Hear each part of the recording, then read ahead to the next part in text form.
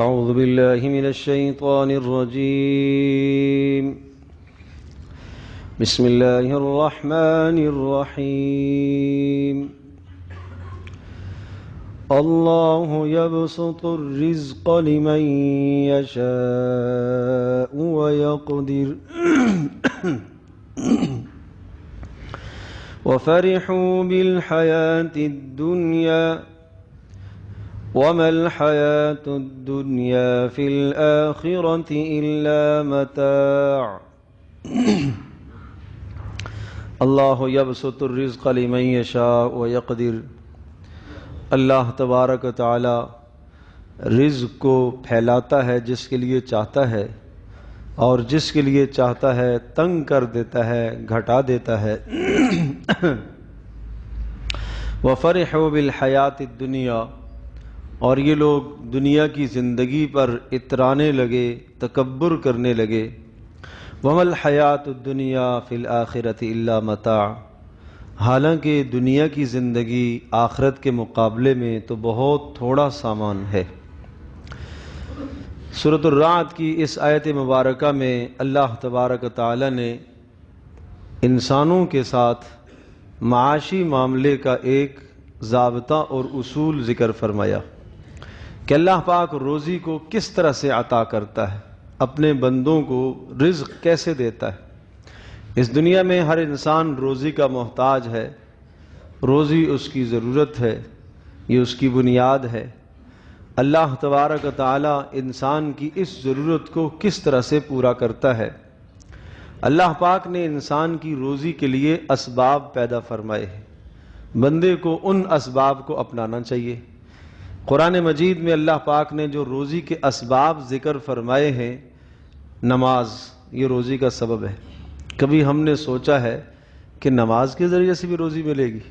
قرآن کہتا ہے وَأْمُرْ أَهْلَكَ بِالصَّلَاةِ وَاسْطَبِرْ عَلَيْهَا لَا نَسْأَلُكَ رِزْقًا، آپ نماز کی پابندی کیجئے اور اپنے گھر والوں کو بھی نماز کا پابند کیجئے، ہم اس پر آپ کو روزی دیں گے۔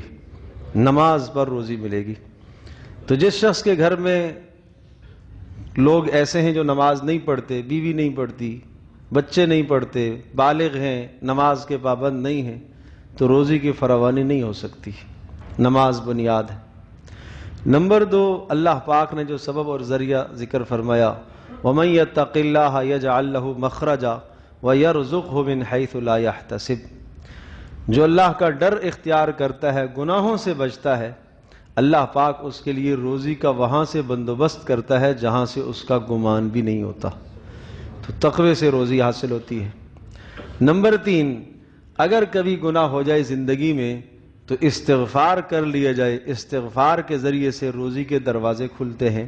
استغفروا ربکم انہ کان غفارا یرسل السماء علیکم مدرارا، نوح علیہ السلام نے اپنی قوم کو یہ ارشاد فرمایا، اور قرآن مجید میں اللہ پاک نے نوح علیہ السلام کی اس بات کو نقل فرمایا کہ نوح علیہ السلام نے اپنی قوم سے یوں کہا استغفروا ربکم، اپنے پروردگار سے اپنے گناہوں کی معافی مانگ لو، پھر کیا ہوگا؟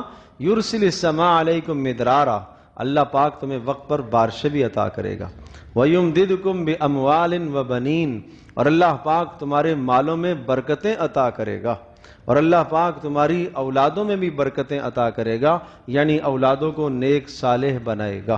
وَيَجْعَلْ لَكُمْ جَنَّاتٍ وَيَجْعَلْ لَكُمْ أَنْهَارًا، اللہ تبارک و تعالیٰ تمہارے لیے باغات کا بندوبست کرے گا، اور بر وقت زمین سے غلے اگنا شروع ہو جائیں گے۔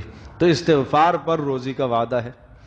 اور نمبر 4، وہ روزی کا ذریعہ اور سبب اختیار کرنا، کوئی تجارت ہے، کوئی ملازمت ہے، کوئی اور شعبہ اختیار کرنا جس کے ذریعے سے انسان کے پاس روزی آئے۔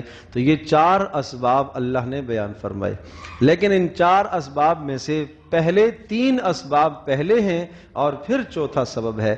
نماز پر آؤ، تقوی پر آؤ، استغفار پر آؤ، اس کے بعد معاش کے ذرائع اور اسباب اللہ پاک نے کائنات میں پھیلائے ہیں۔ حلال روزی تلاش کرو، حرام سے اپنے آپ کو بچاؤ، حرام کے لقمے کے قریب مت جاؤ۔ تو یہ 4 اسباب ذکر فرمائے۔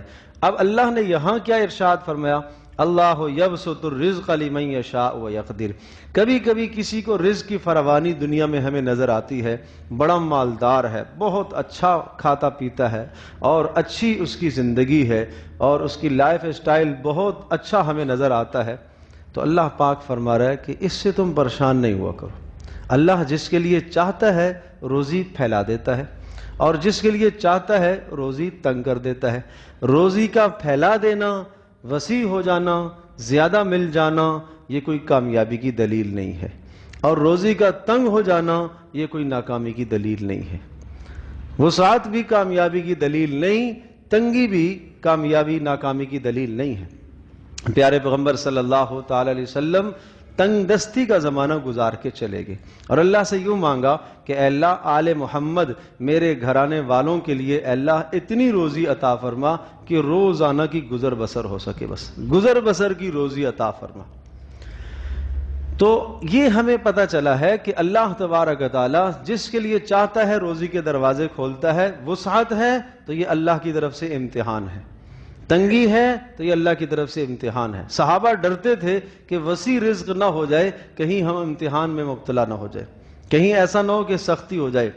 اذهبتم طیباتکم فی حیاتکم الدنیا واستمتعتم بہا، یہ آیت حضرت عمر رضی اللہ تعالیٰ عنہ پڑھ کر روتے تھے کہ قیامت کے دن کہا جائے گا دنیا میں جو تم نے مشقتیں برداشت کی ہیں ان مشقتوں کا صلہ روزی کی فراوانی کی شکل میں تمہیں دنیا میں مل گیا ہے، آج تمہارے لیے کوئی اجر نہیں ہے۔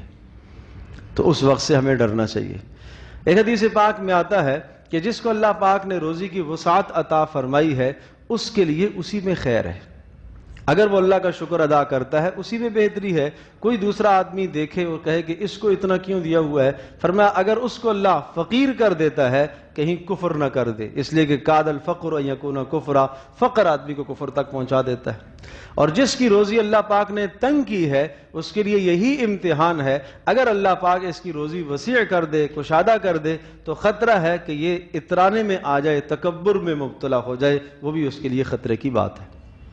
پھر فرمایا وَفَرِحُوا بِالْحَيَاةِ الدُّنْيَا، لوگ دنیا کی زندگی پر خوش ہونے لگ گئے، دنیا کی چیزوں پر خوش ہونے لگ گئے، اترانے لگ گئے، تکبر کرنے لگ گئے، حالانکہ وَمَا الْحَيَاةُ الدُّنْيَا فِي الْآخِرَةِ إِلَّا مَتَاعٌ، دنیا کی زندگی تو آخرت کے مقابلے میں بہت گھٹیا سامان ہے، بہت تھوڑا سامان ہے۔ متاع کیا ہے؟ علامہ اسماعی، امام اسماعی رحمۃ اللہ علیہ فرماتے ہیں کہ میں لفظ متاع کی تحقیق کے لیے ایک دیہات میں گیا کہ اس کا معنی کیا ہے۔ 19 سال لگائے امام اسماعی رحمۃ اللہ علیہ نے عربی زبان کو سیکھنے کے لیے تاکہ میں قرآن کو سمجھ سکوں، 19 سال لگائے۔ تو کہنے لگے میں ایک دیہات میں گیا کہ اللہ پاک نے جگہ جگہ دنیا کو متاع کہا، سامان کہا۔ متاع کا لفظ، متاع کا کیا معنی ہے؟ ہم اردو میں ترجمہ کرتے ہیں سامان یا قلیل سامان، گھٹیا سامان۔ تو کہنے لگے میں نے ایک جگہ پر دیکھا ایک عورت نے برتن دھوئے اور اس نے برتن دھوتے وقت سامنے سے ایک گھاس، اپنے ہاتھ سے گھاس نوچی زمین سے اور اس گھاس کو برتن کے اندر، ہانڈی کے اندر صاف کیا ہانڈی، اور اس کے ساتھ جو تری اور ذرات وہ پھینکے۔ ایک کتا آیا، اس نے آ کے وہ اٹھا لی، وہ گھاس اٹھا لی، وہ چاٹنے لگا۔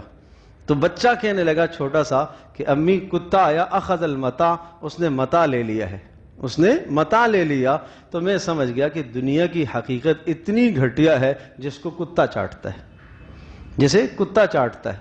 آج اس دنیا کے لیے آدمی حلال حرام کی تمیز چھوڑ دے، اس دنیا کے لیے رشتے ناطے کاٹے، اس دنیا کے لیے دوسروں کے حقوق پامال ہوں، اس دنیا کے لیے دوسروں کی عزتوں پر داغ لگائے جائیں، تو پھر یہ کیا بات ہے؟ پھر ہم کون سی زندگی گزار رہے ہیں؟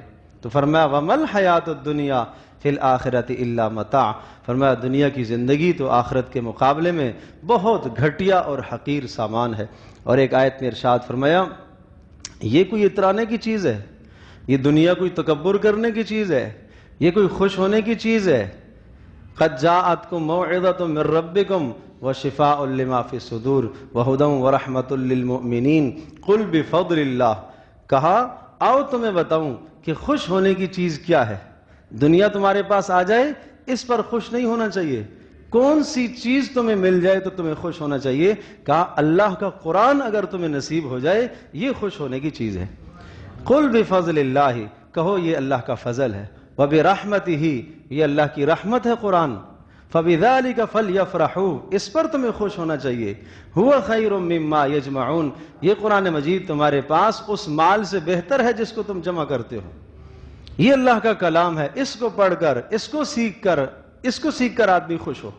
اس لیے رسول پاک صلی اللہ علیہ وسلم نے ارشاد فرمایا الدنیا ملعونہ، دنیا ساری کی ساری قابل لعنت ہے۔ استثناء کیا چیز اس لعنت سے بچ سکتی ہے؟ عالم او متعلم، ایک عالم دین اور دوسرا علم دین سیکھنے والا۔ ایک روایت میں آتا ہے کہ دنیا ساری قابل لعنت ہے الا ذکر اللہ، ہاں اللہ کا ذکر اور ہر وہ چیز جو اللہ کے ذکر کے قریب کر دے وہ قابل لعنت نہیں ہے، وہ لعنت سے بچ سکتی ہے، باقی ساری دنیا لعنت ہے۔ الدنیا جیفا، بتایا گیا دنیا مردار ہے، اس کے چاہنے والے حلال حرام کی تمیز کیے بغیر اس کو طلب کرنے والے یہ کلاب ہیں، جیسے کتے ہوتے ہیں وہ حلال حرام کی تمیز نہیں کرتے، اس کے چاہنے والے بھی ایسے ہیں۔ تو میرے عزیز دوستو اور بزرگو، ہمیں یہ آیت متنبہ کر رہی ہے کہ اللہ پاک کے فیصلے، اللہ کی تقدیر پر رزق کے معاملے میں ہمیں راضی رہنا چاہیے، اور وہ اسباب جو رزق کے بتائے گئے ان اسباب کو اپنانا چاہیے، اور دنیا کی چیزوں پر اترانا اور خوش ہونا اور تکبر کرنا یہ مسلمان کو زیب نہیں دیتا۔ مسلمان کو چاہیے کہ وہ اللہ کے کلام پر، قرآن مجید پر خوش ہو، حدیث پڑھ کر خوش ہو، اللہ کا کلام پڑھ کر سیکھ کر خوش ہو، یہ قابل خوشی والا عمل ہے۔ اللہ پاک ہم سب کے لیے عمل کرنا آسان فرمائے۔